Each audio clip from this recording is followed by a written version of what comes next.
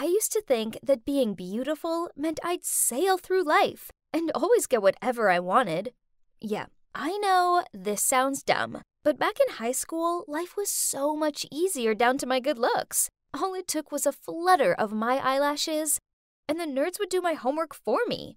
And girls invited me to their parties because they knew me going meant the cute boys would go too.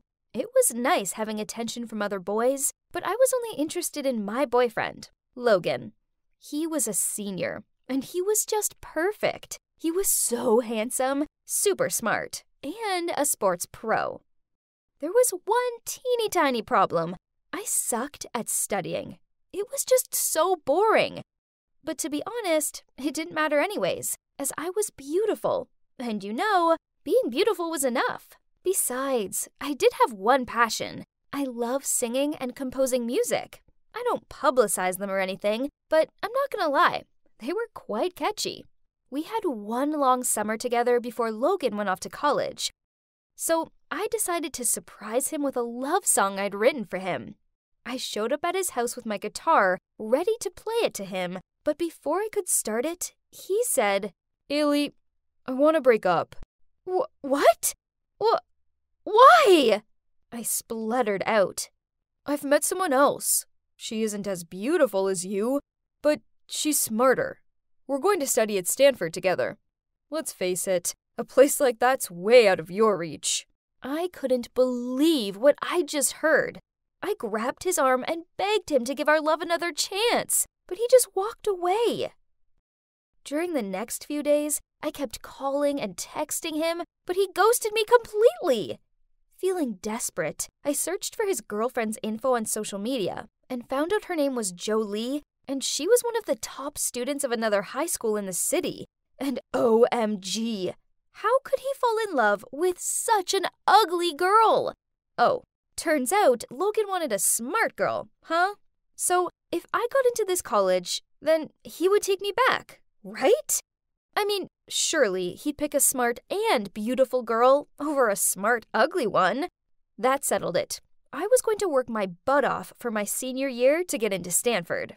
Geez, studying was way harder than I anticipated. It didn't help that I had loads of catching up to do. And why did Logan have to study economics? All the numbers and graphs made me feel super dizzy. I didn't know where to start. Everything was new to me, so I had to ask a couple of my nerdy admirers to help me out. At first, they actually laughed at me as they thought I was kidding.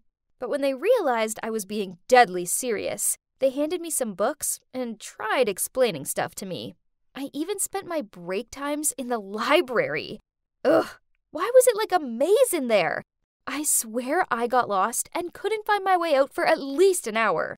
One time, I even fell asleep in the library, and some dude thought it was funny to take a picture. And for days after that, everyone at school passed around the photo of me drooling on a pile of books. Ew! But despite those hardships, I couldn't give up. I even stuck a photo of Logan to my wall to remind me of my goal. I stopped hanging out with my friends and didn't go to any more parties. And I even missed prom to study. Needless to say, my friends really thought that I was insane or something. Even my mom was so worried that she wanted to take me to the hospital to be checked over. OMG! How ridiculous! Stop overreacting, people! Have you never seen a hardworking, beautiful girl before? And then, something crazy happened. I received my letter from Stanford, and OMG, guess what? I got in! I couldn't believe it, and neither did my family and friends. Everyone was so surprised and happy for me. To be honest, giving up on music was a pity, but studying music wouldn't help me get Logan back, and this would.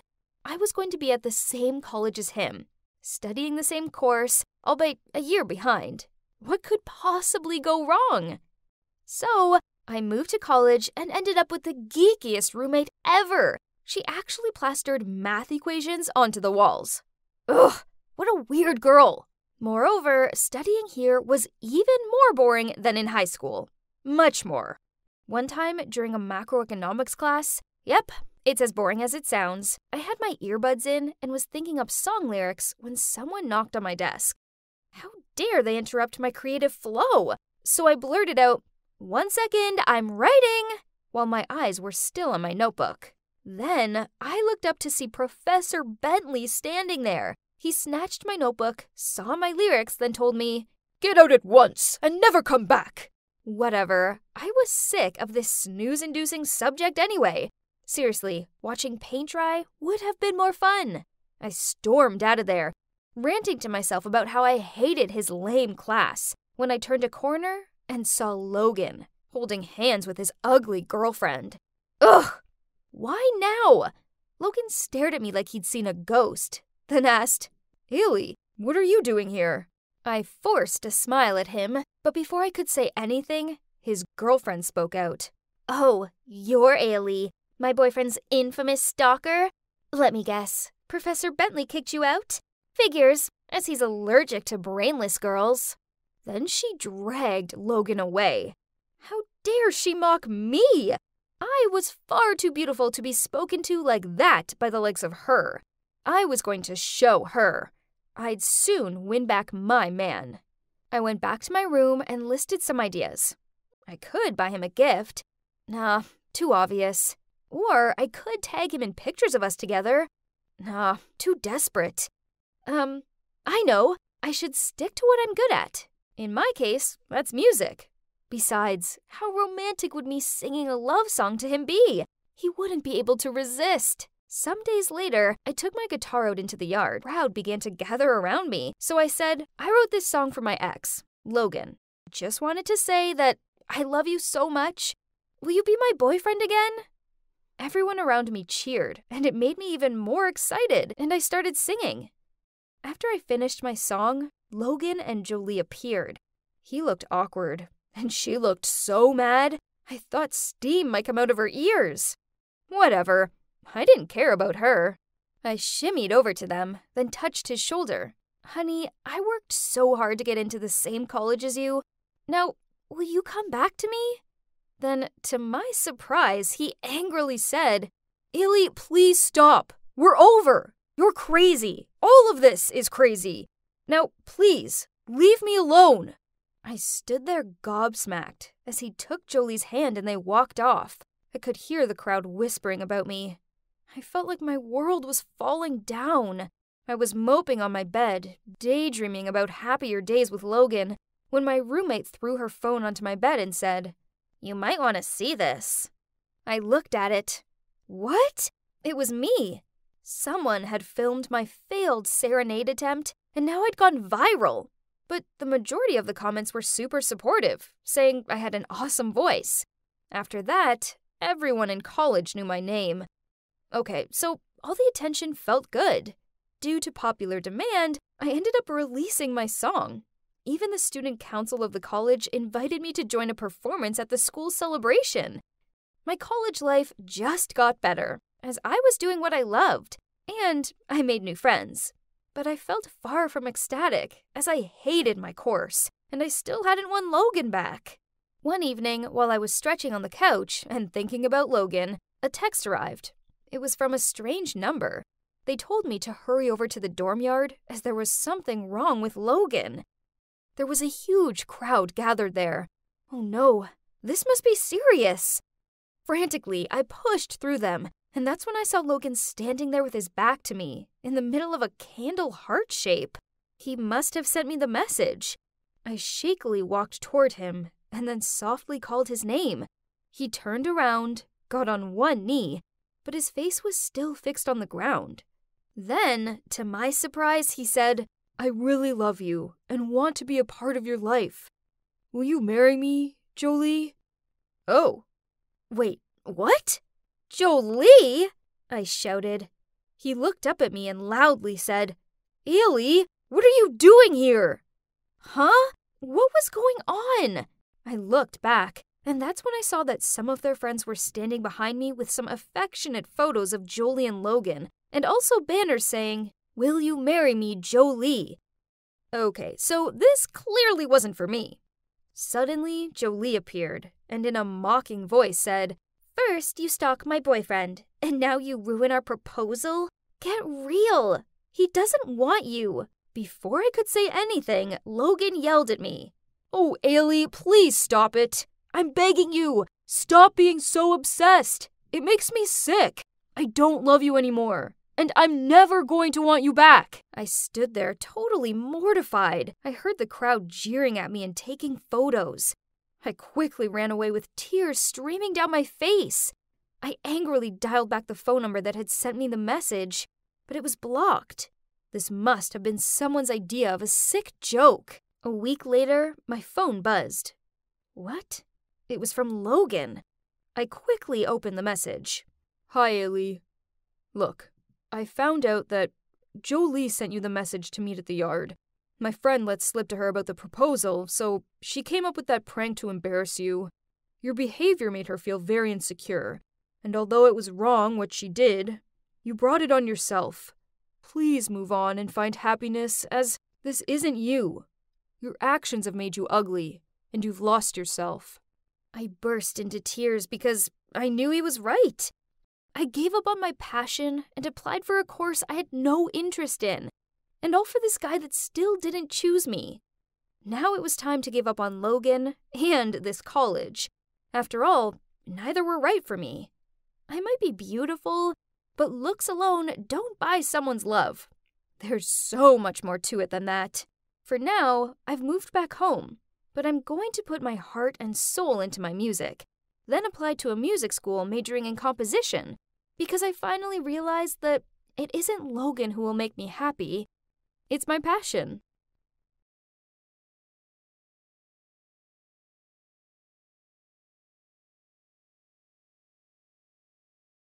Nina, why are you just my cousin and not my mommy?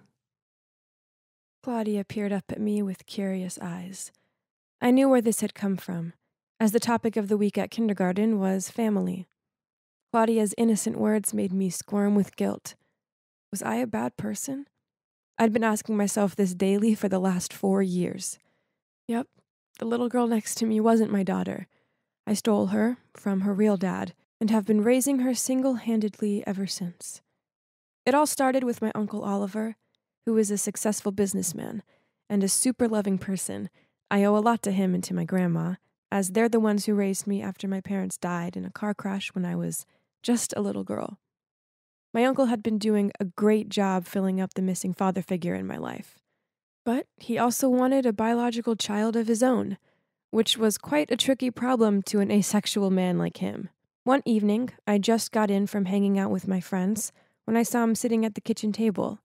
His head in his hands, I asked, "Uncle, what's up?"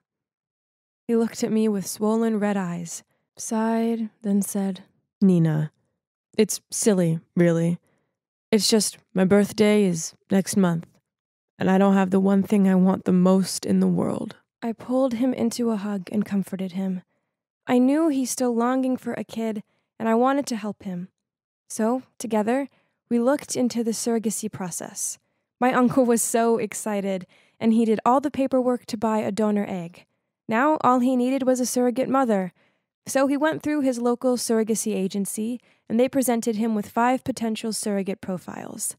I swear he must have reread each of them about 100 times. But he eventually chose one, a woman called Kathy. On paper, Kathy sounded perfect.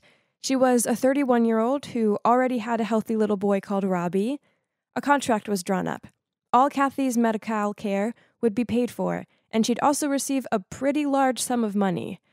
Then, when the baby was 1 week old, my uncle would raise them alone. This all sounds perfect, huh? Well, it soon took a turn for the worst. Once Kathy fell pregnant, Uncle Oliver wanted to be around her more so he could bond with the baby. One time I walked into the lounge to classical music playing, and my uncle pressing his head to Kathy's belly to see if the baby could hear the music. Soon coming home to find Kathy there became the norm for me.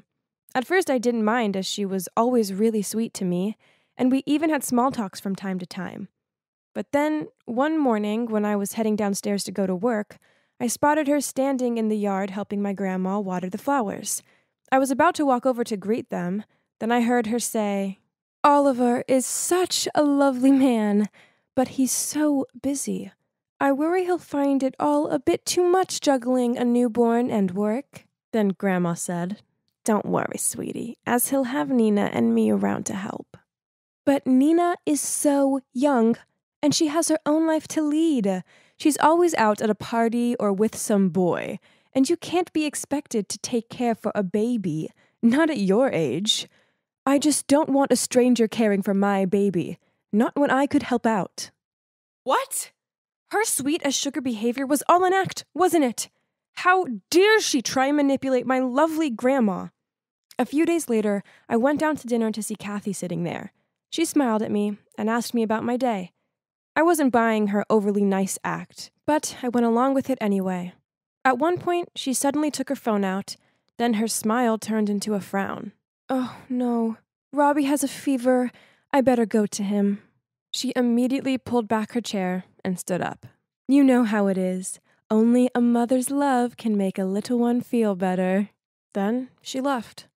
Kathy's poisonous words had definitely got to Grandma, as she showed concern for Robbie and let out a gentle smile as her eyes followed Kathy's steps. And that was only the beginning. Kathy's game playing continued as a few days later, she showed up on our doorstep in tears. Then she came out with some story about how the venue for Robbie's birthday party had canceled and they refused to refund her. Like clockwork, my uncle told her she could have the party at ours and that he'd cover the costs. On the day of the party, I saw Kathy pass my uncle all of the receipts for the bouncy castle, magician, catering, etc. She gently pat her tummy and grinned. "You'll be such a wonderful father. You know, we could always have another one after this. For free, of course." Then, later on, I saw her whispering something to Robbie. Then the next minute, he ran over to my uncle. He hugged his legs and said, "Thank you for the party, Daddy." Then Kathy hurried over to him, ruffled his hair, and said, "Oh, honey, he's not your daddy, but it'd be nice, wouldn't it, to all live here together with the baby?" Enough was enough. So that night, I confronted my uncle and Grandma about it. "I don't have a good feeling about Kathy. I think she's trying to break the contract." My uncle sighed, then said, "I know." Then Grandma added, "Kathy's right, though. Oliver can't do this alone. You're too young and I'm too old. So it makes sense for Kathy to stick around and help. Still better than having some random stranger around, right?" "I can help out," I raised my voice. "Rather me than her. I don't trust her." Grandma shook her head. "But she's the mother. She's carrying the baby. Their bond is undeniable." "I know what it's like to lose people I love. Kathy will break this baby's heart. I'm sure of it. She's only out for herself." My face turned red as I raised my voice. My uncle remained silent. Then he just sighed and walked out of the room. I ran after him and pulled him back. "Uncle, you made your choice right from the beginning. Why change it now?" He replied with his eyes glued to the ground. "Your grandma has a point." "What?" My voice was up to high pitch. "Stop letting that witch Kathy manipulate you." He shook his head, then walked away. Oh my God. They were being controlled like puppets. This needed to stop. So I decided to confront Kathy about it. My chance arrived the next day. She was helping to cook dinner, so I said to her, "I know what you're up to. You just want an easy life without any money worries. That's why you're manipulating them. But you can't fool me." She stopped chopping the carrots, then looked at me. "Is that so? The thing is, Nina, I always get what I want." She gave me an evil smirk. Then she slammed the knife into the carrot with such ferocity that I flinched. It was official. Kathy was crazy, but I didn't have any proof. So basically, there was absolutely nothing I could do about it. As expected, the craziness continued into the next day. I went to Grandma's room and saw her looking flustered as she searched through her bedside drawer. I, again, couldn't find my pills, and that they kept on showing up in strange places. She seemed really worried that she was losing her mind. Later on, when we were all eating dinner, Kathy went to the fridge, and surprise, surprise, guess what she found there? Yep, Grandma's pills. Obviously, Kathy had put them there. Then she walked over to Grandma, rubbed her shoulder, concernedly said, I should have taken care of you more. We should have you checked by the doctor as soon as possible. Age can be so cruel on the mind, and you don't want to be forgettable around the baby." After that, Grandma seemed totally convinced that she was too old to take care for a baby, even after the doctor told her she was fine. Furthermore, she was adamant that Kathy should move in to help out. Ugh! What a snake Kathy was! A month later, the baby was born. A girl. My uncle named her Claudia, after my mom. We all cried happy tears and welcomed her into our family. Kathy got her wish, and both her and Robbie moved into our house. One morning I came downstairs to see Kathy holding the baby. In front of her was the ripped-up contract. I told her to leave, and she smirked and said, "You're a smart girl, Nina, but you're no match for me. I'm not going anywhere. This is my home now, so get used to it." I knew there was no point telling my uncle and grandma about this. I couldn't let this woman destroy my family. She was dangerous. She could end up hurting everyone. She'd never stop until she got what she wanted, and there's no way I could let that happen. So, when Kathy was in the bathroom, I picked Claudia up, and before I could stop myself, I was fleeing from the house and out of their lives. I moved to a new town and got a new job. It was only meant to be temporary, but I guess I was too selfish and afraid to go back. I'd always been truthful with Claudia about one thing, that I was her cousin, not her mom. So, when Claudia said the words, "Nina, why are you just my cousin and not my mommy?" I felt so guilty. She was missing out on a relationship with her father because of me. Yes, I'd wanted my family to get out of Kathy's trap, but what I did wasn't fair to my uncle. I knew that now. I had no right taking his daughter away from him for 4 years. I felt so awful. Thinking about the distress I must have caused him and Grandma, the guilt was eating me up, and I knew I couldn't carry on like this anymore. So I called up an old family friend and asked him to approach my uncle. Later that day, my friend got back to me with a message from him. "Kathy's gone, and she won't be coming back. You were right about her. Of course. She was only after my money. After you left, she didn't seem to care about Claudia at all, and she threatened to go to the cops and report you unless I paid her off. Please, just come back to me and Grandma. We sure aren't happy with what you did, but we know you had good intentions. We love you, and we just want our girls back home." Tears streamed down my face. They'd found it in their hearts to forgive me. Running away had never been the answer, even if I'd done it with good intentions. It was time to stop running. It was time to go home. So I peered down at the little girl who reminded me so much of my uncle. "Claudia?" I took her hand. "Are you ready to go home to Daddy?"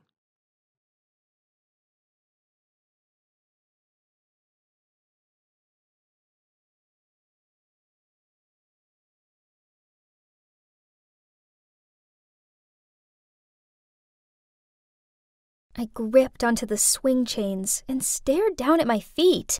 Someone was walking over. It was Lydia. "What's up?" she asked as she sat on the swing next to me. "Hey." I managed a weak smile. "It's probably nothing. It's just, my parents have been arguing a lot.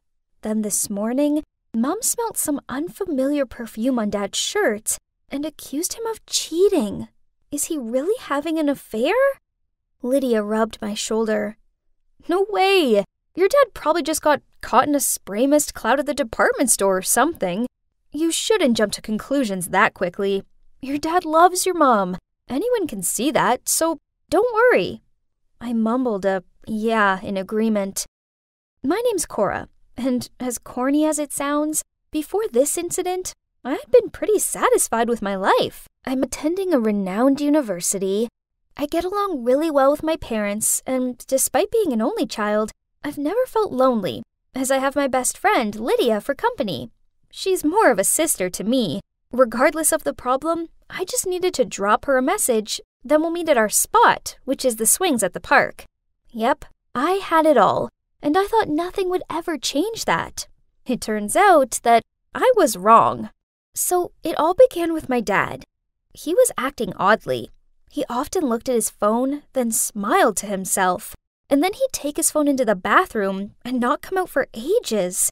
This didn't go unnoticed by Mom, but when she asked him about it, he just shrugged and said that he had some problems with his digestion. Then, while Mom was doing the laundry, she smelt an unfamiliar perfume on his shirt. She marched over to him, threw the shirt at his head, and demanded that he explain himself. Dad denied it and said it was probably just his work colleague's perfume and that she was overreacting. That's why I arranged to meet Lydia at our spot. And as usual, she was so sweet and supportive. Lydia was right. Maybe I had thought too much. I came home and caught Mom crying in the kitchen. She looked at me with puffy eyes and said, "Something isn't right.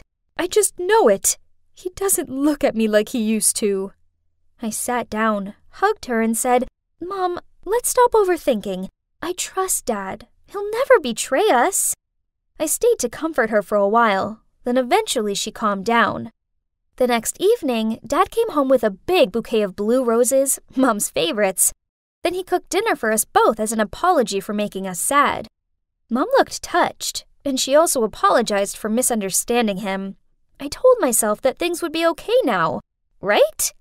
For the next few weeks, Mom and Dad seemed to be fine. But then, on my mom's birthday, we invited Lydia and her mom Josie over for dinner. My mom was busy in the kitchen, so I took the birthday gift off of Josie for her. That's when I smelt it. Her perfume. It was the same scent that had been on Dad's shirt. I was sure of it. Over dinner, I noticed that Josie kept on looking over at my dad and laughed at all of his dumb jokes. Oh God, was my dad having an affair with my best friend's mom? I felt like I'd explode, but I couldn't say anything to Lydia, as I didn't want to upset her. So I'd do my best to avoid my best friend until I figured things out. This worked for a few days, but then one day after a class, she rushed over to me and said, "Cora, why are you avoiding me?" I pretended not to hear her and kept on walking, but she grabbed my arm and continued. "Did I do anything wrong? Will you please just tell me?" I spilled out, "I'm pretty sure that my dad's having an affair with your mom." At first, she looked shocked, but then she hugged me and kept on apologizing. It was all too much for me, and I burst into tears in her arms. She told me that she'd talk to her mom and find out what was going on. The next day, I met Lydia at our spot. She looked super awkward, then said, "It's true. My mom had a month-long affair with your dad, but she promised that it's over." My world came crashing down around me. I just couldn't believe it. Lydia hugged me and told me it'd be okay. I was so lucky to have such an awesome friend like her. We both decided it'd be best not to tell my mom. The affair was over, so why break my mom's heart now? I tried carrying on like normal, and for the next few weeks, it really felt like everything was okay. Dad was really sweet with Mom, and he even surprised her with a posh dinner out. But then, one afternoon, I saw Dad pacing the garden. He was on the phone with someone, and I heard him say, "Okay, I'm coming now." Then he got into his car and drove off. I decided to follow him, and it soon became clear where he was going. He pulled up in front of Josie's house and then walked straight inside without knocking. My heart sank. So he was still seeing her. Without a second thought, I called Mom and blurted out, "Mom, Dad's having an affair with Josie. I'm there now. Come and join me and we'll confront them together." 5 minutes later, my mom showed up. She looked both sad and furious. We went straight to the front door and banged on it, and I yelled out, "Open up! We both know about your dirty relationship!" But suddenly, someone spoke behind us. "Hey, Laura. Cora, is everything okay?" We turned around and saw Josie standing there with a grocery bag in her hand. I was about to tell Josie to stay away from my dad when Lydia opened the door and gave us confused looks. "What are you doing here?" "Oh, do you want your dad? He's fixing the dishwasher." Then Josie said, "Lydia, I told you to call a plumber out to fix it." "The plumber said he was fully booked today, so I think that I could ask Mr. Roberts for help," she replied. Oh no! So it turns out I'd misunderstood what was happening and messed everything up. Suddenly, My dad appeared in the doorway and said to us, "What's all this banging and shouting about? Right, we're all going home now to talk." As soon as we got home, Dad waved his arms about in anger, then yelled at Mom, "You're crazy, jealous, and unreasonable, and I can't be around you anymore." I felt so bad. This was my fault, not Mom's, so I tried explaining this to Dad, but he just told me it wasn't my business and continued to shout at Mom. At first, Mom just sat there silently, but then she quietly said, "Is it any wonder I act how I do? I mean, you have been having an affair with my friend." "Right. If you keep on being this ridiculous, then let's divorce." Then he stormed off. It was horrible. Now Mom was inconsolable, and I felt awful for telling her. That night, I messaged Lydia to meet up, but she called me instead. She told me that she'd called my dad to ask him for the plumber's phone number, but he said that he'd come and fix it. She also said that Josie and him really were over. Then she hung up. This was kinda odd, but I suppose Lydia was finding it tricky being stuck in the middle of things with her mom and me. I guess I just needed to give her some space until things cooled down. After that, Mom and Dad barely said a word to each other. Talk about tense. Then, one day, Mom decided to move to my grandparents for a few weeks, as she needed time to think everything through. I didn't blame her, but I didn't want to stay home alone with Dad, so I went and stayed with a college friend. One night, I came home to pick up some clean clothes when I saw it for myself. My dad was kissing her on the couch. I couldn't believe my eyes. He was such a liar. So I coughed to clear my voice, then said, "Oh, so it's over, is it?" They both looked up at me, and that's when my eyes met with hers. Only it wasn't Josie. Nope, it was Lydia. She stammered out, "Cora, why are you here?" What? Lydia? So my dad had been having an affair with Lydia? How could the girl who was always there for me through high school breakups, bad grade mishaps, and growing pains do this to me? Then Dad put his arm around her and told me everything, that he had never had any affair with Josie. It was Lydia all along, and that they were in love and wanted to get married. It was all too much for me, so I rushed out of there. Lydia ran after me and called out my name. Then when she caught up with me, she grabbed my arm. "Cora, wait, I want to explain. Your dad and I interrupted her. "Why lie? Why say it was your mom?" "I'm sorry. I just wasn't ready for everyone to find out then. So I sprayed my perfume on my mom and made up the story that she'd admitted to having an affair with him. As for the dishwasher thing, well, I set that up, as I knew you'd follow your dad and call your mom. I feel bad, but your mom needs to know. He doesn't love her. He loves me." I jerked my hand away and shouted, "You're such a liar!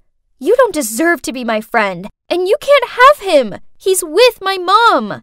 Suddenly, she changed her attitude, smirked at me, and said, "Cora, let's accept the truth. Your dad is bored of your mom. Actually, I'll be your stepmother soon, my little daughter." Then she left. I had jello legs, and I was so overwhelmed that it made me feel dizzy, so I sat on the curb and tried to calm myself down. Then I called Mom and told her everything. She cried a lot, but she thanked me for telling her the truth. After that, Mom came home and told Dad she wanted a divorce. Then she demanded that he move out. This was 6 months ago, and it's been hard, but Mom and I are getting there. I haven't spoke to Dad or Lydia since, although I've heard that they're living together. I know I can't avoid them forever, but I just don't know if I'll ever be able to forgive them. For now, I'm staying strong for Mom and helping her through this. Then maybe one day in the future, if they contact me, I'll be ready to meet them, and maybe, eventually, find it in myself to let them back into my life.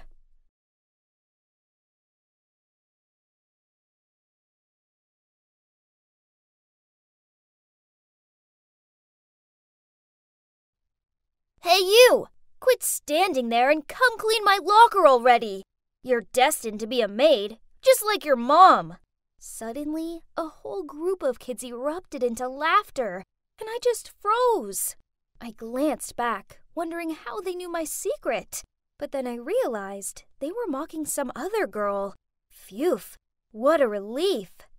This new school seemed intense, and when I walked into the classroom, 3 of my new classmates wouldn't stop staring at me, but I just ignored them. But at lunch, one of them came over to me and said, "I guess your family is super rich, right?"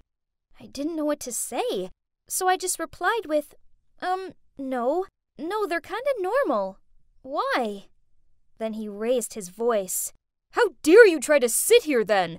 This is our table! Move!" I immediately got up and ran to an empty seat on the corner table. That's when some kid told me that the 3 rich kids were Brent, Sophia, and Jasmine. He told me that the best way to stay out of trouble was to avoid them at all costs, because their parents basically funded the whole school, and so everyone had to respect them. But I couldn't avoid them, because the very next day, Sophia came running up to me and said, "Why do you keep your family a secret? Come on, spill!" I freaked out. Why did she suddenly ask me that? But then Jasmine appeared and said, "Girl, that bag you wore yesterday is totally sold out. How did you get your hands on one?" Oh, right. They were probably talking about my Insta post from yesterday. And so I said, "Oh, my dad bought it for me in Paris." Sophia's eyes went wide and she said, "OMG, your dad is so cool. Why are you wearing it today?" Shoot, they were going to catch me out. I had to think fast. My parents don't want me to show it off, so they said I can't bring it to school." Sophia and Jasmine burst out laughing and said my family sounded cool but weird. If only they knew the truth. The bag wasn't even mine. It was just from a modeling job I did to make some extra pocket money. In fact, my parents were super poor. My mom worked as a maid, and my dad was a security guard. Obviously, I couldn't afford fancy designer bags, but the rich kids didn't need to know that, right? At lunch, I saw them walking towards my table, and Brent said, "What do your parents do? Just tell us. We won't tell anyone." I told them my dad was the CEO of a big fashion company, and my mom worked at the Ministry of Foreign Affairs. I wasn't proud of my lie, but the alternative was being treated like the girl I saw on my first day at this school, and I didn't want that at all. They all looked amazed, and Jasmine said, "That makes sense why you're so pretty and smart." Then Brent jumped in and said, "But then why are you a scholarship kid, I just smiled and kept quiet. I couldn't think of a good lie and didn't want to take this any further. I thought they would leave me alone after that, but they kept approaching me and even started to ask me to join them at their rich kids' table. I couldn't say no, but when they asked me to hang out on weekends, I made up excuses. Not because I didn't want to join, but because there was no way on earth I could afford it. I didn't even dare to ask my parents, as they were working so hard to save up for my college tuition. I was so afraid of my lies catching up with me, so whenever I modeled for high-end stuff, I'd post a pic to my Insta. One time, I shared a photo of me wearing super expensive heels and captioned it, "Thanks, Dad. Love you." Sometimes, I even took it to the next level and edited travel photos, so it looked like I'd spend the weekend in Paris. And one time, I even photoshopped me driving in a Lamborghini. It was a lot of effort, but it was better than being mocked for being poor, like what happened to me in my last school. I couldn't go through that again. One time, I decided to go shopping with them, and it was crazy to watch them buying everything in sight without even thinking about it. I couldn't even dream of a life like that. But when we got to the bag shop, Jasmine pointed to a fancy-looking bag and said she'd bought it yesterday. Then she asked me, "You probably already have it, right?" I just grinned and said, "Yep, my mom bought it for me last time she was in Milan." But then Jasmine said, "Yay! Okay, cool. So let's both wear them on Monday. Everyone will be jealous." That weekend, I felt sick. I had to buy that bag. I decided to raid my piggy bank, but when I got to the shop, I realized I only had 1/10 of the amount needed. I was so shocked. Who would spend that much on a bag? While I was standing there, A woman came in and bought it without hesitation. Why was it so easy for rich people? I decided to follow her just out of curiosity and saw her going to the restroom. I couldn't believe it. She just left her new bag by the sink and then went into the cubicle. I looked around and saw the coast was clear, so I quickly grabbed the bag and walked out of the restroom. I ignored the guilt about stealing it from her and headed home. All I could think about was what would happen if I walked up to school on Monday without the bag. But as soon as I reached my room, the regret was eating away at me. Would I go to jail if they find out? My parents would kill me. Well, Monday morning rolled around, and I proudly wore my new bag to school. Brent, Jasmine, and Sophia were so surprised and said I had the limited edition version, which was twice the price as the normal one. This made me feel even more guilty, but from the looks I got all day, it was worth it. Everyone saw me as one of the rich kids now. Soon it would be summer vacation, and Brent said he had a holiday house in Hawaii and suggested we all go for 1 week together. No way I could afford that. So I lied and said I had to go to Paris with my dad for an event. But then Jasmine said her parents were away, so we could have a party at her house instead that weekend.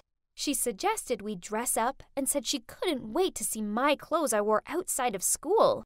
Oh no, I was dreading this. Brent said he would pick me up at home and drive me there, but I told him to meet me at school instead, as my parents were so strict. Oh my gosh, all of this lying was making me feel exhausted. But no way could I let them see my dilapidated old house, especially as I'd lied and told them we lived in a villa with a pool and golf course. My lying was becoming a big problem. I mean, where would I get a dress from? I lay there worrying about it, and suddenly I heard my parents talking in their room. My mom was saying she'd finally saved enough to send me to college and asked my dad if he could deposit it in their bank tomorrow, as she had to work at some party. Then she said she'd been keeping it in her closet for safekeeping. I thought about it for a while. I mean, the money was for me anyways, right? So what harm would it do if I just took it now? The next morning, I snuck into their room and took all of the money and rushed out to the mall to buy a gorgeous purple dress and sparkly shoes. This was absolutely the life that I deserved. After that, I took an Uber to school, where Brent, Jasmine, and Sophia picked me up. I had like 1,000,000 missed calls from my mom and dad, but I ignored it and turned my phone off. I just wanted to enjoy a full day living like a true rich kid. Brent drove us towards Hampton's Country Club, and I couldn't believe it. Jasmine's family owned this place. Wow! When we arrived, a valet came over, but Brent was so rude to him, he shouted at him and said, "Listen, buddy, this car cost $4 million. If you even leave one tiny mark, you'll be paying for it for the rest of your life." I turned around to see the valet's reaction. Then my jaw almost hit the floor. It was my dad! He saw me and looked surprised, but before he could say anything, we walked off. We hung out in the country club for a bit. Then in the evening, we drove to Jasmine's house. Her place was insane. She had a tennis court, her own cinema, and don't even get me started on how many cars her family owned. We sat down to eat in the dining room, and I kid you not, there were 4 maids waiting to serve us. We each had our own one. I was too busy being shocked to notice my maid walking towards me. But then I heard a familiar voice. "Sweetie, what are you doing here?" "Mom?" I was horrified. The party she'd mentioned yesterday. This was the party. Oh no, this was a disaster. Jasmine looked surprised and said, "Do you know her?" So I said, "Oh, she used to be a maid at our house." My mom looked crushed and said, "A maid? How could you say that?" Then Jasmine got annoyed and said, "Don't you dare speak to my guest like that. Get out of my sight." My mom ran off, almost in tears, and for the next little while, Brent and Sophia treated her terribly too. Brent even asked her to clean his shoes. My mom was being treated like this all because of me. I could see she was really upset, and she accidentally dropped some sauce on Jasmine's dress. and then Jasmine just lost it. She pushed my mom and screamed, "Are you crazy? Do you know how much this dress cost?" Well, that was it. I'd had enough. I ran over and helped her up. "Mom, are you okay?" "Mom?" Jasmine, Brent, and Sophia all shouted. So I said, "Yes, she is my mom, and how dare you treat her like that?" Tears were pouring down my cheeks, and I felt so humiliated. Needless to say, they kicked us out, and Jasmine even threw some $10 bills at us and said, "Take it. Go back to your broken-down house. You're stinking up our air." I couldn't stop crying. It was exactly how they treated that girl on my first day at school. I didn't have much choice but to tell my parents the truth, that I'd lied to everyone, stolen the bag, and even stolen their money just so I could pretend to be rich. I'd never been so ashamed in all my life, especially after everything my parents had done for me. It took some time, but they eventually forgave me, and we moved to a small town out in the countryside so I could start at a new school. I never wanted to see those rich kids again. Now, I'm working hard to finish school and save enough money for college, and I've realized that being rich didn't even make me happy. My family might be poor, but they're the nicest people I've ever met, and you can't buy that in any designer shop.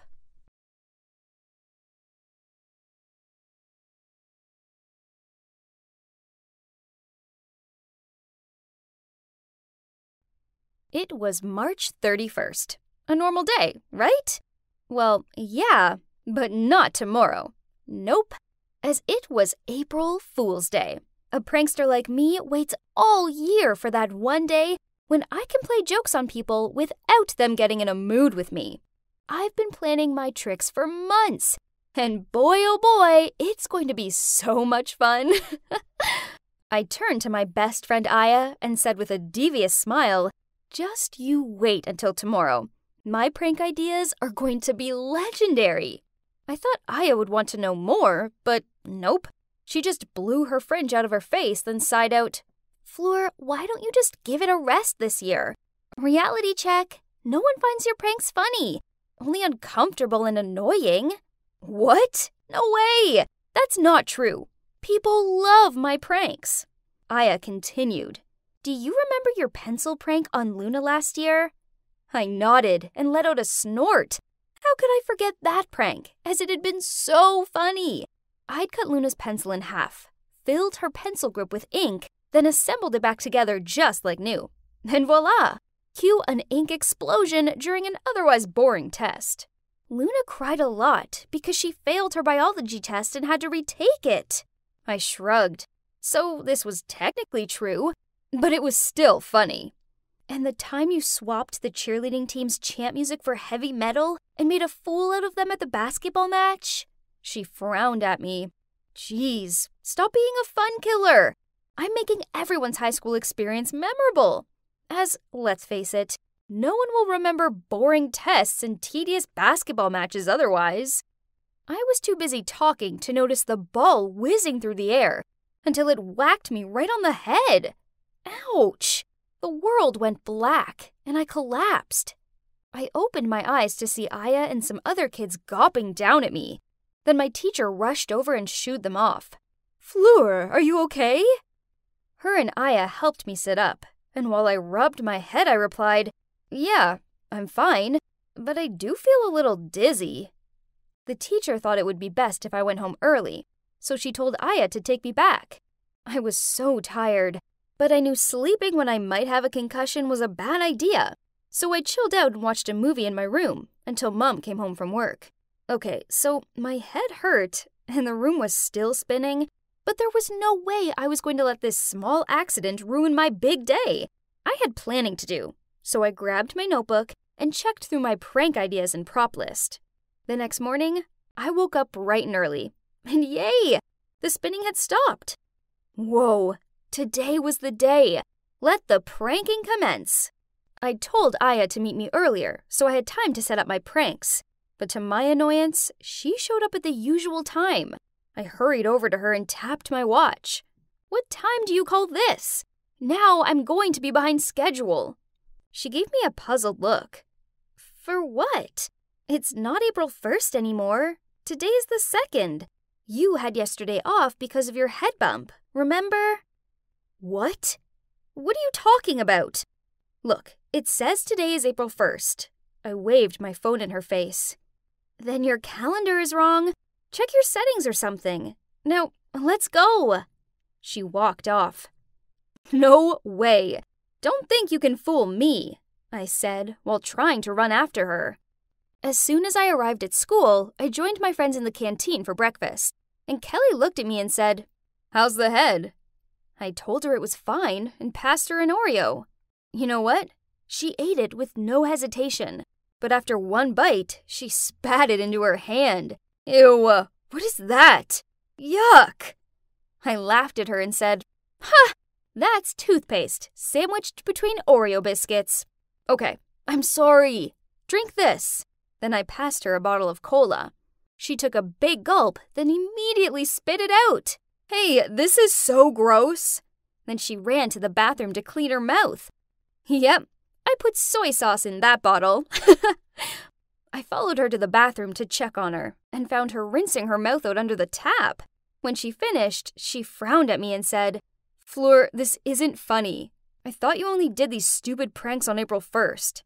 Now I have to put up with my stinky soy sauce breath all day." I rolled my eyes, then smirked. "Yeah, as if it's not April 1st today." "It's not. What's wrong with you? It's the 2nd. Then she stormed off.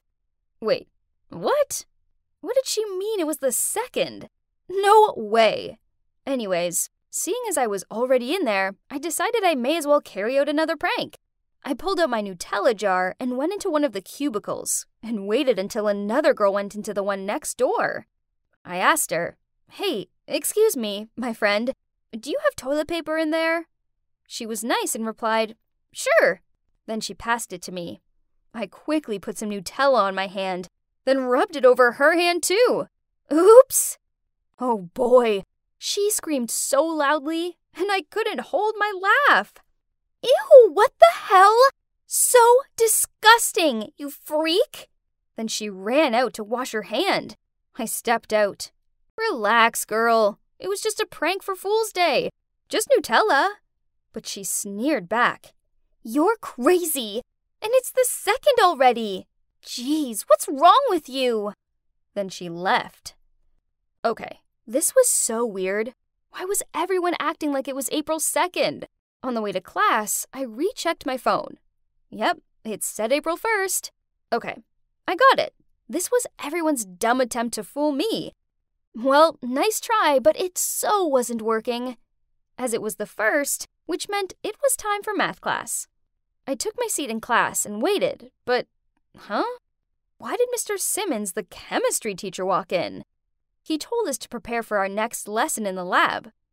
What was going on? I was so confused. That was tomorrow's schedule, right? Then he sat down in the chair without any suspicion and a big fart sound came. I laughed so much my sides hurt. I couldn't believe it. I do this every year, but they fall for it each time. But hang on, why was everyone so quiet? I looked around and realized I was the only one laughing. Oh, come on, everybody. It was fun. The typical joke for April Fools. Mr. Simons held up the fart pillow and gave me a stern look. "Fleur, I don't expect this behavior from someone your age, especially seeing as it's not even April Fool's Day anymore." And can you believe it? All my classmates agreed with him. No way! Everyone was crazy. No, it is. I know it is. You're all lying, I replied in a panic before I gathered up my stuff and ran out of the classroom. I really needed some space to think this through. It was all so crazy. I couldn't have zoned out for an entire day. Could I? Or the ball hit me so hard that I lost my memory?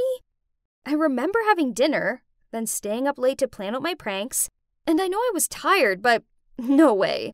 They were the crazy ones, not me. Anyway, lab time. I was the last one to walk in, and I sat down at my bench and started on the experiment. I guess I wasn't focusing properly. As I poured the chemical into the beaker, and boom! The next thing I knew, I was covered in this weird green powder stuff. Still, no one was laughing.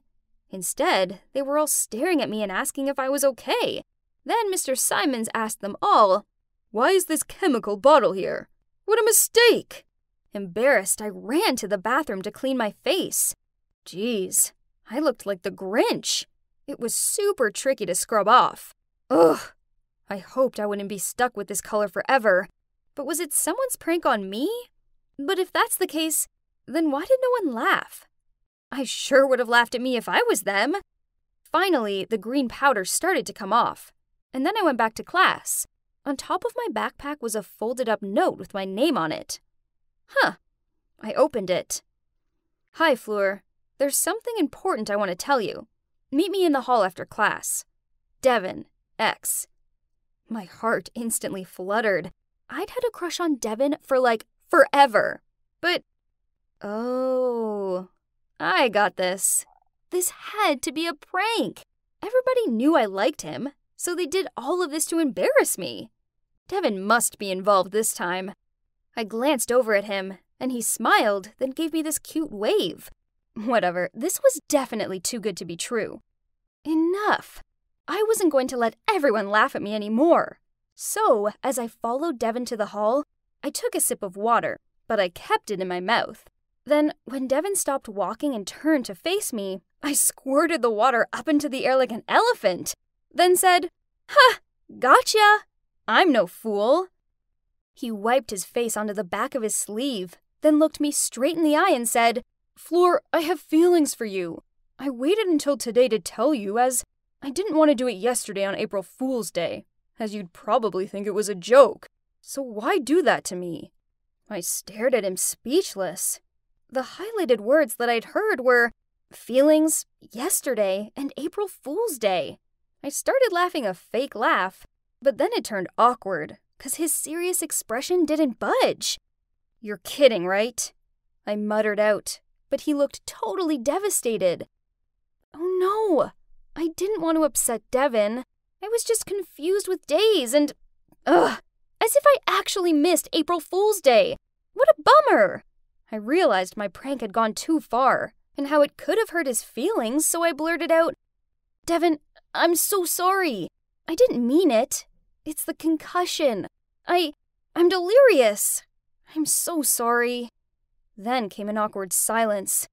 Suddenly, Devin's sad look changed into a smirk, and he began to laugh. Then everyone jumped out of nowhere and started laughing too.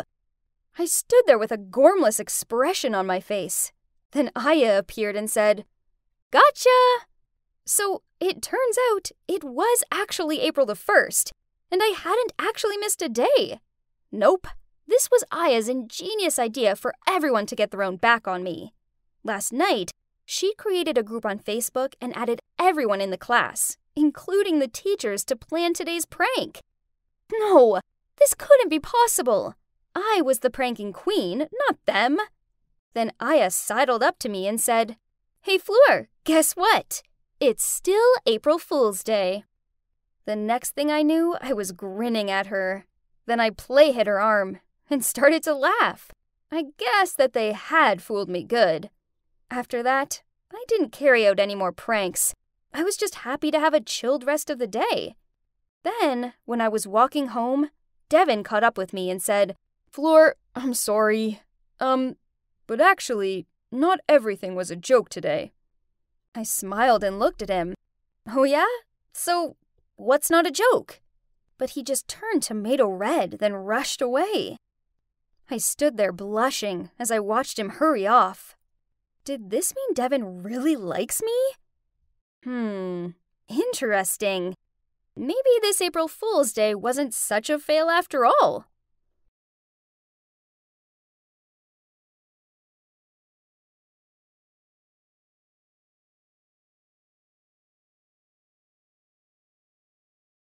Hey, Dan, how about we go to that Japanese restaurant I want to try? But my mom's expecting me home for dinner, Dan awkwardly replied. Again? I rose an eyebrow. Predictably, his next move was taking out his phone and calling Mommy Dearest. Mom says eating out is very expensive. It's your idea, so you're paying, okay? Excuse me? Did I mishear him? Unbelievable. So, through gritted teeth, I said, "Forget it. I'm going home." Then I left him standing there with a stupid look on his face. Yep, that idiot was my boyfriend, Dan. He's in his 20s, but every conversation is still, my mom this and my mom that. It's so exhausting. At first, I thought I'd found a manly, impeccable man to rely on. Instead, it just goes to show you can't judge a book by its cover, y'all. It all started with me coming back to the country, and it was hard finding my feet here again. Also, I hadn't had a boyfriend for, let's say, a long time. I wasn't that desperate, but my auntie insisted on matchmaking me with this cute guy. I thought, why not? First impressions, Dan was fine. He'd just graduated from a prestigious college, and he seemed so gentle and kind. We spent a good time chit-chatting, so yeah, after that we started dating. It was swell at first, but then the abnormal details about him began to surface. We arranged a date at mine once. The plan was to cook a meal together, then relax watching a movie. But as soon as he arrived, he walked straight over to the couch and started watching TV without any helpful intention. I dragged him into the kitchen, passed him a carrot and the peeler. He looked confused, then stuttered, but I don't know how. I tried to show him, but despite explaining it in great detail, Dan still fumbled to peel one lousy carrot. Then, yep, you guessed it, at one point he called his mom. Then he told me, "My mom says the kitchen is a very dangerous place. I could cut or burn myself. We could go back to my place. My mom can do the cooking." I glared at his arms akimbo. Or we can eat out," Dan mumbled. "Only if it's on you, Claire. It's not my fault." I growled while shaking my head. "Fine, then I'm not coming with you." Then I pushed him out and slammed the door shut behind him. What the hell just happened?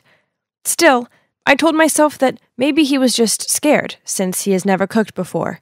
One time we were in a clothes shop, and I spotted this shirt that I knew would suit him. It wasn't his usual style, but I insisted he tried it on, and ooh, he looked so good in it.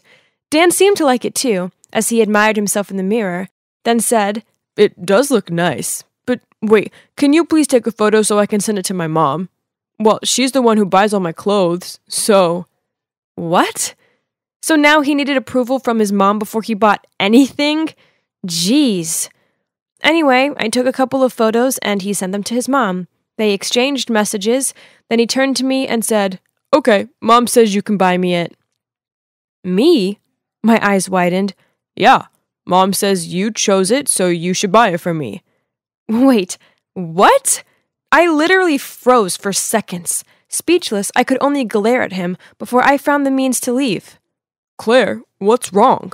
Dan chased after me, but I ignored him. Okay, I admit that after a few dates, it was easy to figure out he was a total mommy's boy. But I told myself that it was sweet he loved his mom so much, and I never expected it to be that extreme. After that, I used the silent treatment on him, but he wouldn't quit bugging me. Then, he told me he wanted to take me out to my favorite restaurant as a birthday treat. Ooh, this sounded great! Perhaps he'd realized something and wanted to make it up for me. We were holding hands and walking toward the restaurant when we passed by a shoe store, and in the window display were the perfect pair of boots. Well, I'm a girl, and it was my birthday. I pulled Dan's arm. "Danny, look!" I pointed at the boots. "I want those." I grinned from ear to ear. "Okay," Dan replied blandly. My smile faded. I mean, they'd make the best birthday present. Ugh, since when did a girl like me have to ask for a gift? "Why?" Dan shrugged. "You like them, I don't." My face reddened with anger. "But it's my birthday." Dan scratched his head and forced a smile. "Sorry, babe. Last night I spent my allowance on some new games, so I'm broke now. Pfft, I sneered. Why don't you ask your mom? And he unexpectedly went mad. Hey, you're obviously the wealthier one. How come you keep asking me to buy you stuff? Enough! I stopped dead. I have never, ever dated anyone as awful as you before. You're a grown-ass man, so stop running to your mommy every time you forget how to turn the kettle on or stub your toe. And why on earth do you still get an allowance at your age? It's over. Then I turned to leave without letting him have the last word. So freaking unreal. Trust me, to arrive back in the country and end up straight into this bizarre mommy's boy circumstance. But yeah, at least I was finally free of him now. It's been a few weeks since then, but just the thought of Dan still made me so mad. Ugh, I needed to get out of here and live a little. So I called my close friend Philip and arranged to meet him and some of my trusted guy friends at a bar. Cheer up, little girl, he teased. I know what will put a smile on your face. Our gaming group found this hilarious player. All we have to do is throw a few compliments his way, and he buys us all new items. Then, whenever we go out partying after a victory, this noob also pays for it all. What an ego. I mocked, Congrats, bros. Wish my ex-date was also that generous. Then I rolled my eyes. He never spent a cent. Well, at least not without asking his mom for permission first. Philip laughed with a surprise. Hey, this noob's the same. He brags that despite being broke, his mom came up with the idea of matching him with rich girls so he can be covered. Hold up. That didn't sound right. I had a real bad feeling about this. Then Philip pointed across the bar and said, Oh, speak of the devil, and patted my back. A chill ran down my spine as I took a deep inhale of breath and turned to see it was Dan.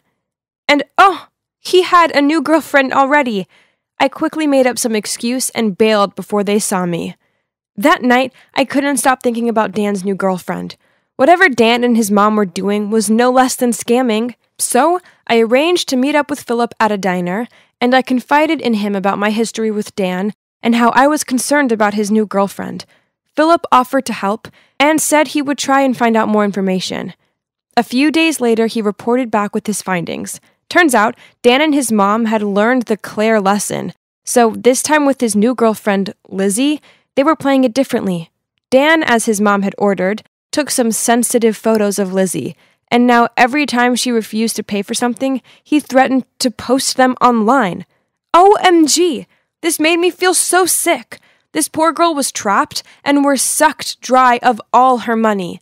This was extortion, and I was going to put a stop to it. It didn't take long for me to find Lizzie online. I then dropped her a message saying I wanted to help, and we arranged to meet up in person. After hearing me say that I knew the truth, Lizzie burst into tears. I can't let those pictures get out, so I have to keep on being his girlfriend and pay for everything. She rubbed the tears off her cheeks. I had to borrow money, and now the interest means I'm in thousands of dollars worth of debt, and I still have no guts to speak out. Let's put an end to this. I slammed my fist on the table. Be brave, Lizzie. I've got your back. The day after Philip and I went with Lizzie to tell her parents, it was bad. Her mom started blubbering and tried to cover her face while her dad went furious. No one does this to my little girl and gets away with it. Philip replied, Too right. The bad guys are going down. We spent the rest of the day gathering evidence, including all of the threatening messages Dan had sent her and the receipts she'd kept from the extortionate purchases he'd forced her to make for him. That was when Lizzie received a message from Dan. There's this expensive restaurant I want to go to. Babe, take me there tonight or else. Love you, X. Lizzie replied that she agreed. Then, knowing Dan was out, we went around to his house. We confronted Dan's mom as soon as she let us inside. She was frightened and eventually confessed that she didn't have a job and it was Dan's dad who provided for them. As a result, she spoiled Dan so badly that it annoyed his dad, so he left. Then she sadly blurted out, He didn't say a word to me. He just left Dan a note that said, Take care of yourself and your mom. I knew Dan would be miserable without his luxuries, so I told him to find a rich girlfriend to spoil him, and this time, she looked from me to Lizzie to make sure she would be too trapped to ever leave. There was a knock at the door. She looked at us awkwardly before she went to answer it. We followed her, and that was when we saw 2 cops arresting her. She bursted into tears as they took her away. I guess she thought she was a devoted mother who was doing right by her son, when, in truth, she went about it in totally the wrong way. She ended up going to jail, and her house was sold to pay off Lizzie's debts. As for Mommy's boy Dan, as an accomplice, he ended up doing community restitution. Hey, this would probably do him some good, as he'd finally learn what a day's hard work actually felt like. Thankfully, Lizzie gradually got over this traumatizing event and was ready to start dating again. With Philip. About me, well, I'm still single, but I don't feel lonely anymore, as I have awesome friends. Besides, this way I have no guys bumming money off me.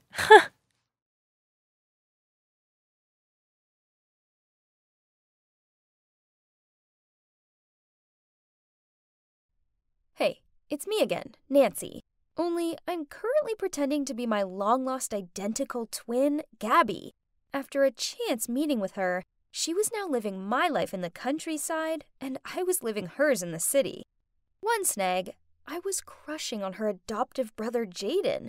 But Gabby's best friend Katie also wanted me to set her up with him. What a bummer, huh? Katie insisted that I convince Jaden to tutor her on Saturday. The excuse being she had some super important physics exam. So, with my most enthusiastic voice, I went to ask him to help her. And surprisingly, Jaden found it a great idea. You should sit in too. Dad will be so stoked if you manage to get something above an F next time. Oh wow, Jaden is just the sweetest. I don't get why Gabby complains about him. So, as planned, at 3 p.m. sharp, Katie appears at our door, wearing this flashy, off-the-shoulder dress that would have best suited a nightclub or something. Upon seeing her, Jaden chuckled and said, "Oh, what's the occasion?" Katie blushed and smiled back. But before she could speak up, I chimed in. Katie's afraid your physics class would be too boring, so she wanted to add some colors. Jaden laughed and told us to follow him upstairs to study. Katie obviously wasn't happy with my ad-lib. She frowned at me and mouthed, "What the heck was that?" And I just gave her 2 big thumbs up and acted as if I was being an amazing wing girl. We sat around a desk, and Jaden started to explain physics stuff. This was so easy, but Katie kept leaning in closer to him and asked him some dumb questions while playing with her hair. I swear, the hair twirling was an act, but her not understanding any of these symbols was real. I soon got tired of playing dumb, so I jumped in and explained it instead, and Jaden looked impressed. Okay, this was fun. Katie shot me a dirty look. "Gabby, don't you have a manicure at 5? Then she kicked my leg under the desk. "Stay. You're acing it." Jaden grinned at me. "Those nails can wait. You're only 1 F away from Dad's tantrum, and I don't want to witness that." Then he turned to Katie. "You should encourage each other to do better." Then we went back to the lesson. I could tell how furious Katie was, as she was crumpling up the edges of a page on her notepad. I was secretly celebrating my little win. Then my phone rang. It was Dylan, and he sounded kinda mad. Oh my god. I'd totally forgotten that Gabby had told me about today's big date at a fancy restaurant for their 6th-month anniversary. Oops. I didn't want to go on a date with Dylan and leave Jaden here with Katie. Ugh! But I couldn't let Gabby down, so I quickly changed outfits, grabbed the gift she'd bought for him, then left. I arrived at the restaurant to see him lingering about outside, looking sulky. So I had to make up some excuse. "Sorry, honey, I just wanted to look good for you." Then gave him a kiss on the cheek. Yuck! He was wearing even more cologne this time. Inside, I feigned interest in the menu so I wouldn't have to talk to him. I didn't want to mess my sister's relationship up, but I had nothing in common with this guy. Suddenly, his phone rang out. Hang on, was that a Youngblood song? "Sorry, babe. I forgot to put it back on silent." I love Youngblood. His new song is so catchy. We should make a TikTok to it. He gave me an odd look. "But you always hate this kind of music." Thinking quick, I replied, "I guess your music tastes must be rubbing off on me." He looked extra happy, then took my hand, which startled me a little, but that was a good icebreaker. I felt much more comfortable talking to him after that. Okay, so regardless of his clothes and hair, he was actually a pretty sweet guy, and it was obvious that he really cares for Gabby. We had a lot of fun, and then he dropped me off at home. And obviously, like any couple that had been dating for months, he went in for a kiss. And I started to panic again. For your information, I haven't had my first kiss yet. And I didn't want it to be with my sister's boyfriend. I gave him a kiss on the cheek again, then fake coughing. I told him the cold the other day hadn't worn off yet, and I didn't want to pass it to him. Phew. Luckily, he bought it. Then he just gave me a kiss on the forehead and wished me goodnight. Phew! It was such a day. I threw myself onto the bed and was about to call Gabby for an update when Katie called. She moaned at me for being unhelpful on her date. Then she demanded I rearrange another one to make it up to her. So, another tutor session with math? I suggested, with zero effort whatsoever. No thanks, I'm tired of it. Gabby, you literally did no help today. This is the chance to redeem yourself. I trust you. Then she hung up, leaving me at a dead end. So I phoned Gabby for advice, and she told me to book them at a date at Jaden's favorite restaurant or something. Then, Gabby must have noticed how unenthusiastic I sounded. She added, "Oh, and Nancy, I know Katie loves to do the whole mean girl act, but underneath it all, she's actually pretty sensitive and has always been a good friend to me. So please make this work for her." Okay, so I needed to be less Nancy and more Gabby, as Katie deserved to have a loyal, caring best friend. So I made a reservation, sent Katie the time and place, then told Jaden about it. And now I just sit back and let them meet up and flirt and, there's nothing I could do. It's not like I was going to stalk them or anything. But yeah, that's exactly what I ended up doing. I didn't mean to, but the thought of them being together just driving me nuts. So there I was, strategically placing myself behind a pillar in the restaurant, trying to stalk them. Then all of a sudden, someone threw an apron at me. What are you doing? The place is packed and you decide to just stand here flirting with the pillar, or what? Get to work! I turned to see the waiter who had just talked to me rush off to take another order. Wait a minute, did he just think I was a waitress because my shirt looked similar to their uniform? If so, then let the fun begin. I quickly put on the apron, lowered my hat, and hovered around the kitchen window, trying to find Jaden and Katie's order. There it was. Now, let's add extra spice on Katie's ravioli. It didn't take long for their food to come out, and Katie started coughing like crazy, having a taste of her food. Ha! But joke on me, that only gave her a platform to act up and make Jaden take better care of her. He even held a forkful of his steak out to her, and I watched her lean in and eat it. Ugh! Later on, when the waiter walked away with their dessert order, I waited for a sec before running after him and said, "Hey, table 17 just asked to change the chocolate cake to peanut butter cheesecake. They just told me." Then he just fixed the order without a doubt. Katie seemed to hate peanut butter so much. She made sure to let everybody know that every time we went to eat something. Well, Jaden loved PB&J, so by this way, he would see what an annoying, picky eater she was. After that, I lingered at a corner, pretending to wipe tables to stay out of sight, while keeping an eye on them. And as expected, Katie jumped off her seat and started yelling at the waiter after taking a sniff of the cake. The waiter looked puzzled, then looked around, searching for something. Suddenly, he pointed at me. "Hey, are you sure about the order? You were the one who told me that they switched the cakes." I froze as all the eyes were now on me. "Gabby, I can't believe this! Why are you ruining this for me?" Katie charged towards me. You know how bad my peanut allergy is. I could have ended up in the hospital. I don't know you anymore, Gabby." Then she stormed off. Oh my God. I really didn't know that.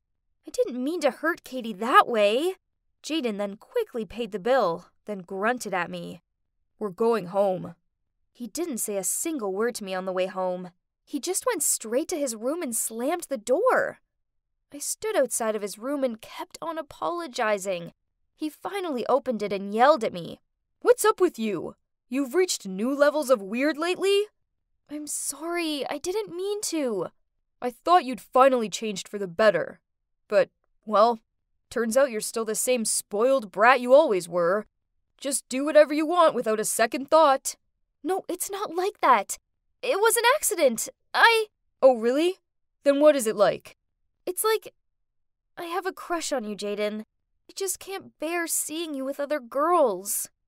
What? Are you crazy? This better not be some kind of prank, Gabby. You're my sister. No, I'm not.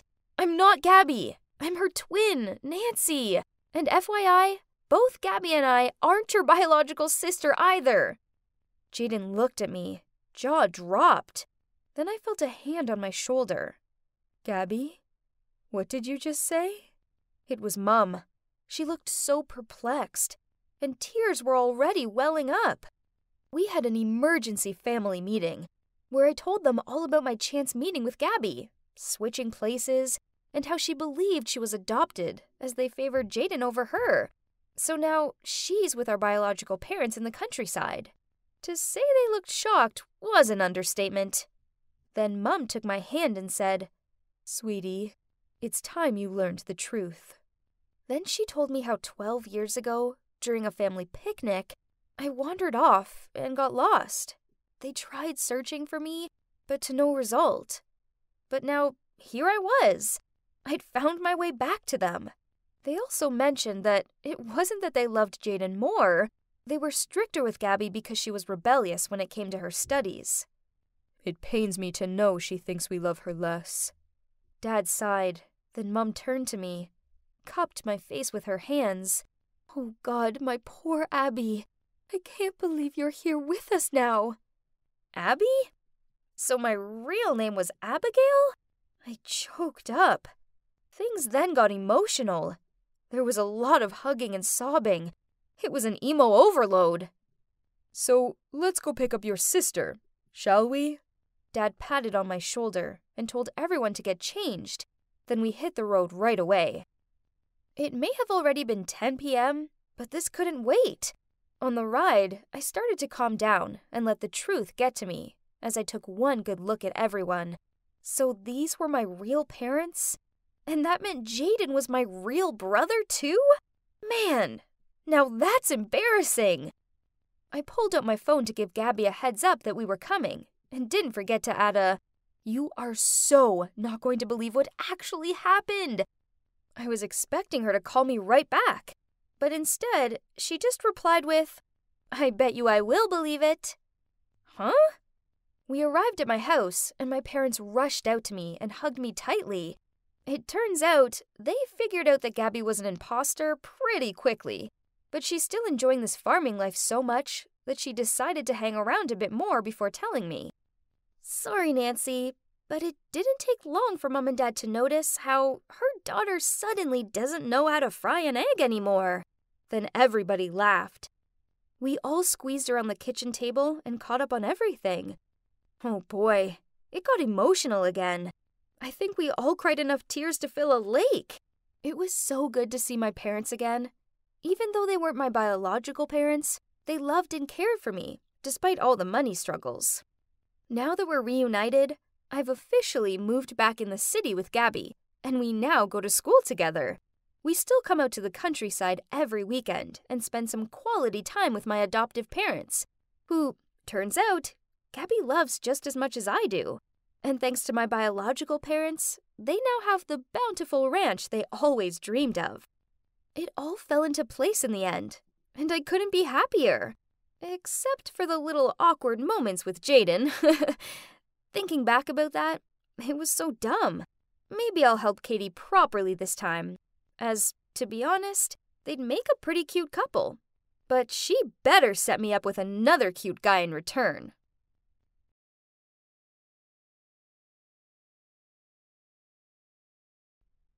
job hunting is so not fun. But my current job as a waitress isn't working out. There's too much standing around. I now have a blister on my foot. Totally disgusting. Ooh, hang on. This one sounded interesting. Retired couple seeks a well-mannered female housekeeper to attend to their country estate. Board and meals included. This job sounded like such an easy ride, so I called them immediately. And yep, they invited me over. So, this is their country estate. Jeez, it's basically a castle. The owner, Mrs. Harris, answered the door. She seemed friendly enough, and she gave me a tour of the place. I expected her to interview me or something, but in the end, she just showed me a bedroom, then said, "I hope this room is adequate enough for you. You'll start tomorrow. My husband and I are away from home quite often. All you have to do is keep an eye on the place and play with our son, as he does get lonely." Huh? I didn't see anything about babysitting in the job description. But I mean, come on, how bad could playing with some little kid be? And who cares? This was the perfect job. They were paying me a high salary to do practically nothing. Not even cleaning or cooking, as they had many maids for that. This was over the top. Some people had way more money than sense. I needed to hurry up and move in. For the first few days, the Harrises weren't around, and I didn't see any signs of a kid. I mooched around the mansion and explored the grounds. Then one day I was on the 3rd floor inspecting a funny-looking portrait when I heard footsteps behind me. Startled, I turned around and saw a guy holding a teddy bear and licking a lollipop. He was looking straight at me. Okay, weird. Hello? And you are? I asked. Fred, he said, with a very childish tone. Huh? He was like almost 30 already. How come he spoke like that? Fred wants to play. He raised the teddy bear up to my face, like an invitation. All right, I shrugged, then followed him into his room. Whoa, it was like a toy store in there. He wheeled a toy truck over to me, so I took it and made car sounds as I moved it around. He clapped his hands and cheered excitedly. I ended up spending the rest of the day there playing these childish games with him. Then when I looked up, I saw Mr. and Mrs. Harris standing in the doorway, and beside them was a cameraman who was filming Fred and me. They asked to talk privately, so I followed them out to the garden. Mr. Harris started. "Fred is our only son. Past traumas affected him, so now, although he appears to be an adult man, he still acts like a kid." Now that made sense. And too bad for him, though. The story continued that Mr. and Mrs. Harris used to work in the media. A few years ago, they decided to record Fred's daily activities, then edited them into videos to make a weekly series on social media. Wow, a show about a man acting like a child? How strange. The audience loves watching Freddie. Mrs. Harris giggled, but then she immediately changed her tone.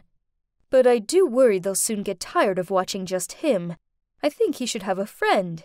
It will help the show, and it'll be good for Freddie as he'll feel less lonely. I wonder." She looked at me all wide-eyed. Noticing my skeptical look, Mr. Harris jumped in before I even opened my mouth. "We'll pay you double." Whoa, what a deal! I mean, it's not like I needed to be an award-winning actress or anything to be in this type of videos. Most importantly, that amount of money was insane. Only an idiot would have turned down an offer like this, right? So I started being friends with Fred. We shared toys, played in the garden, and did all those childlike things together. To be honest, I found him really sweet, and I felt sorry for him. Whenever he saw me, he beamed at me and usually handed me his favorite toy, and that made me feel good. So, okay, the cameraman followed us around all day, but I soon forgot he was there.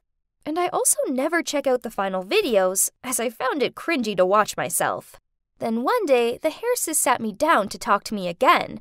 Mrs. Harris looked at me as she said, "You may consider Freddie as a child, but he is now a 27-year-old man, handsome and physically healthy. He likes you, and he has every right to date. Then after showing me several comments on the internet, they told me frankly that the views would be higher if I became Fred's girlfriend. So, is it some kind of real-life fairy tale? A kind-hearted girl falls in love with a mentally disadvantaged man? Jeez. But I'm not into him that way. I groaned, pulling a wry face. Darling, she touched my arm. It would only be for the camera, and it would make Freddie so happy. And of course, you'll be generously compensated, Mr. Harris added. Oof, that much money? Who could say no? And it was only acting. Besides, Fred enjoyed making the videos, right? They must have had millions of views for the Harrises to throw money around like this. So I quit hesitating and agreed. They handed me an improv script and told me to do exactly whatever was written in it. The more convincing my performance, the higher my salary. Oh man, not long ago, I didn't have a cent to my name, and now I had thousands of dollars in my bank account. I could go to college, get myself an apartment, etc. A bright future was ahead for me. In the first video, I sat down next to Fred, took his hand, but he immediately started a thumb war. So I gave up on the hand-holding and softly said, Fred, I love spending time with you. You're so sweet and kind, and I have feelings for you. He let out an excitable shout. Then he pretended to be an airplane and did loops around the room. The next few videos didn't get any easier. When I tried to snuggle up to him, he'd whack me with his giant teddy bear. And when I went in for a kiss on his cheek, he pressed a toy car into my face. That was why when I read the next script, in which we were going to have a romantic dinner together, I couldn't help sighing and rolling my eyes. But it was work, so I put on a pretty dress and walked into the dining room. It was decorated with flower petals on the table, and there was mood lighting. Delicious? I asked while he was stuffing his face. He nodded, threw down the silverware, and clapped his hands. Fred cooks for Lynn eats. Fred chewed as he spoke, spitting food all over. Man, this was so hilarious, I couldn't help laughing. Then he walked over to me and hugged me tightly. Oh my God, he got food stains all over my dress.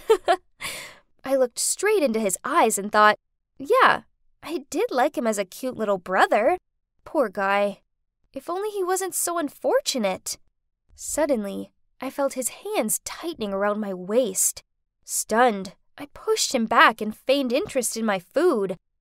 A huge amount of money was transferred into my account that month, but I didn't feel so youthful anymore.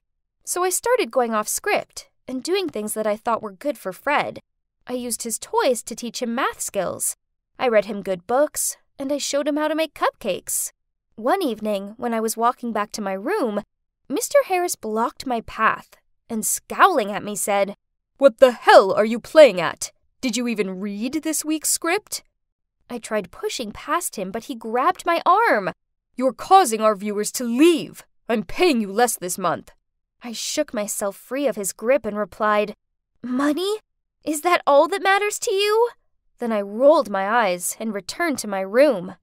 That night, I ended up looking up the videos.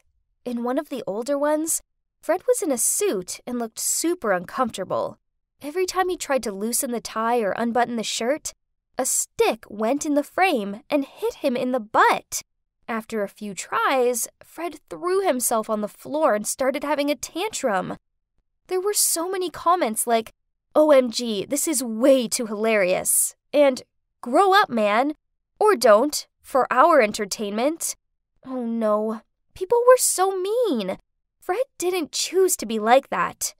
The Harrises were using their own son to get rich by making fun of him. Poor Fred. I had to stop this. I packed my bag, stormed into the room where the Harrises were watching TV and said, I like Fred and still want to be his friend, but I'm not going to be part of this freak show anymore. I quit. And if you care about Fred at all, I suggest you do the same. I expected them to beg me to stay or something, but Mrs. Harris just snarked. All right then. If you want to quit, just leave. Why bother making a fuss about all this? Girls like you won't be hard to replace anyway. How ruthless were they? I was fueled with anger. So I left their dumb mansion immediately and didn't look back. And guess who is cooking in my kitchen while I'm telling you this crazy story? Yep, it's Fred. A few weeks after I left, I answered the doorbell to find Fred standing there. Crazier still, he was acting completely normal. Turns out the Harrises were neglectful of Fred, so he was raised by an old butler, like Bruce and Alfred. When Fred was 15, his parents ended up jobless and in debt. Fred told me, I wanted their attention so badly, so I started acting like I was still a little kid. But then his cute, silly actions meant his parents came up with their crazy video idea. They lied about Fred's age since he does look a bit older, then made him solo act Dumb and Dumber on camera for years. At first, I thought this would be a good way to help my parents overcome their financial difficulties. But I soon grew tired of pretending, and they had more than enough money. So I told them to stop, but they refused. Then he told me that the night I left, he got into a heated argument with his parents and told them he wasn't doing the show ever again. I don't know anyone else, and have feelings for no one else. But you, he confessed. And whoa, turns out he's only 19. So I let him stay with me and, well, we started dating. Like real romantic dates and a real romantic grown-up relationship. I still have a lot of money in my account, and Fred took all the money he deserved from his parents, then moved in with me. I'm starting college next month, and I can't wait. Meanwhile, Fred has found an online course and is waiting for the results from the new part-time job. Also online. Well, he's gotta hide for quite a while, since his face is all over the internet. But our future together is really wide open this time. Now, excuse me, we have a dinner date to enjoy. This is a real-life fairy tale, baby.